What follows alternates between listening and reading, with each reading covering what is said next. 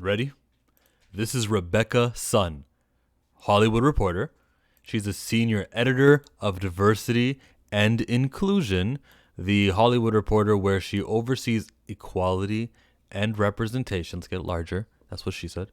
She is an alumna of the Gold House A100 list of the most impactful APIs in culture. API means what?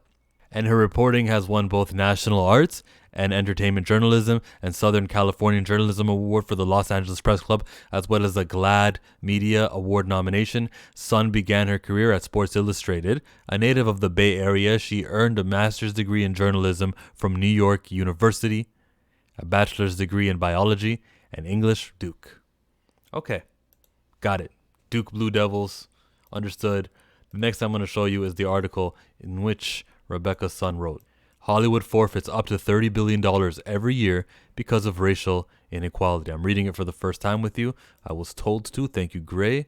But I was told to read this, so let's go and do it.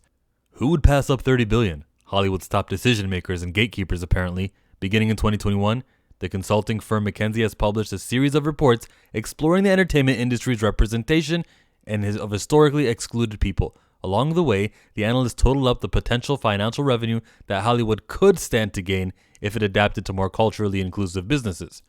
So again, the first time I'm saying this in this video, but I've said many times, there are multiple underrepresented groups. I focus on skin color. I focus on melanin and valuing people with it and more of it. That's what I care about. Not how your eyelid folds, not... let me just not even do that because I'm going to leave one out. $10 billion per year, from closing the black inequity gap and eye-popping $12 billion to $18 billion, from properly valuing Latino professionals and consumers. What is Latino? Latino is not a skin tone. Latino, it's a culture. And I'm sure, never mind, man, because it's hard if you're not really just talking about one thing. Latest in reports released today, conducted in collaboration with Gold House, $2 billion to $4.4 billion from more effectively tapping the Asian and Pacific Islander market. Well, those are two different groups. So let's not group them together. It says the latter figure is calculated based on the U.S. Bureau of Labor Statistics data that Asian Americans earn on average 30% more than non-Asian Americans, but spend 35% less on media. That could be cultural, isn't it? But then they say something. Meanwhile, McKinsey's own survey of API consumers found nearly half would spend more money and time on film and television with more authentic representation. Half of them are saying that's what they would do. And half of them are saying, no, it's, we just don't care. It's not our thing. Great feedback.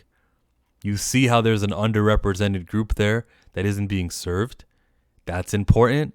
The data, the survey, and then the knowledge of this is great. This was just good work.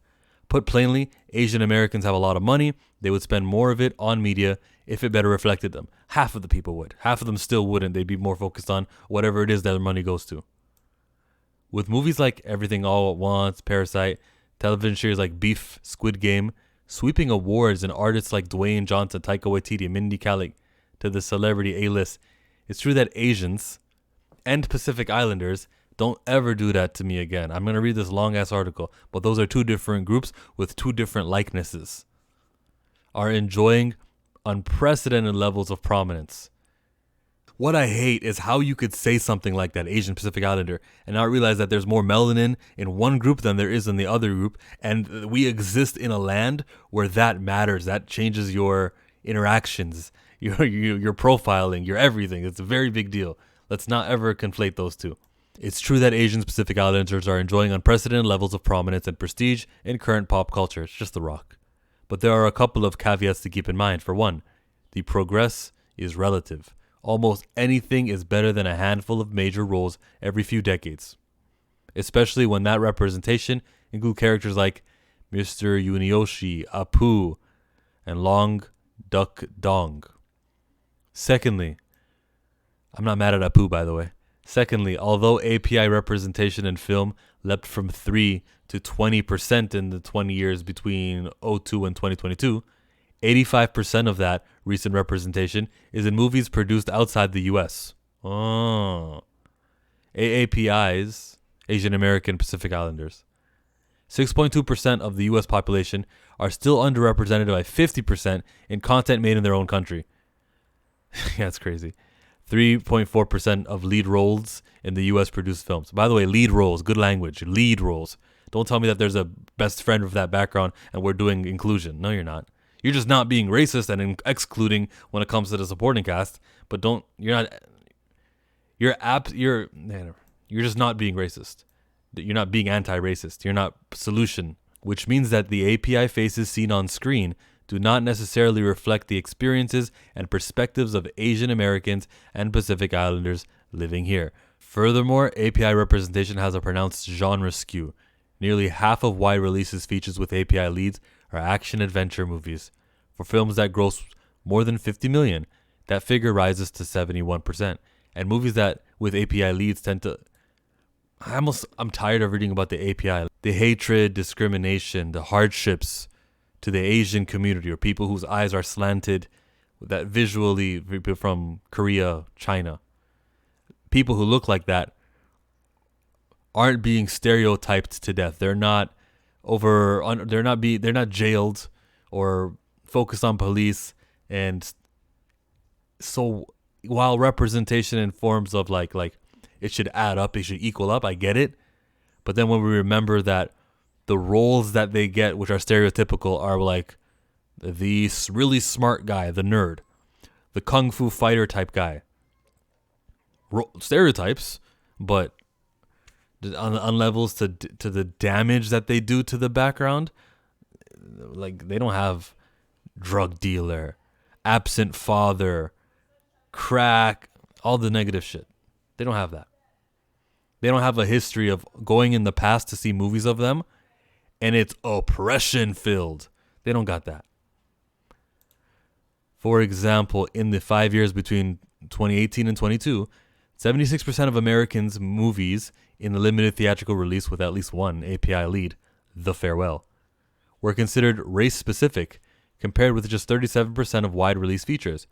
This phenomenon of cultural invisibility is not shared across other racial groups. For example, McKinsey's 2021 report on black representation in Hollywood found that black-led films were twice as likely to be race-specific as race-agnostic. That's a good word, race-agnostic. I want race-agnostic things. When Chill makes his comic book and releases it and sells it to you guys, you'll see just how race-agnostic the comic will be. If there's anything I learned from this comic, from this right here, Hollywood Reporter by my girl Rebecca Sun, it's the term race-agnostic. I'm going to start using that one. Because it's important. Because it should just be this person's skin tone. It is so normal that no one's even going to bring it up. And we're just going to have a story happen. Disaggregating representation data. Side note, see that H&M? We didn't forget. What is it? The coolest monkey in the jungle? Oh, we're not going to look at that ad. Disaggregating representation data by genre, by producing country, by qualitative analysis is particularly crucial for the umbrella identity known as API, which tends to be obscure or outright erase the Pacifica, Native Hawaiian, Pacific Islander, part of the moniker. Yeah, because they're different groups. I would also never combine those two. And maybe someone's saying, well, we're stronger together. I promise you, melanin is such a factor that it changes the experience. Half of the 310 API lead roles in movies from 2018 to 2022 were played by actors of East Asian descent. I'm so tired of reading this because the writer Rebecca Sun is using API. And I will stop reading it right there. Wait, no. I see James Johnson's name. The 17 Pacifica lead roles in those 5 years were played by just 5 men, who were mostly in action movies, who were mostly Dwayne Johnson and Jason Momoa. Okay.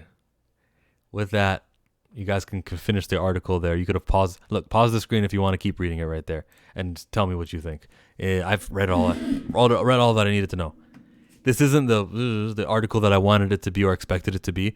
I wanted to hear about, is there money in the black neighborhoods? Maybe there's not. Maybe there's so little money being made. The money is not. There's no money in it, right? It's got to be rare. Just how few movies that there are with guys in the lead role with big budgets, like guys who can work. Aldous Hodge, Idris Elba. Her message here is that racism is killing them, underrepresentation is killing them. She just provided data for one group, and let that be the case. Let the Asians who have money to spend, let them have an additional project here and there. Be conscious, there's money there, boom. You will have served the community who's underserved, and the world will be less hateful, or they'll be less foreign. They will be less different because we will identify with people whose eyes have a epicanthal fold. That's agreeable. Okay? Okay. Recast T'Challa.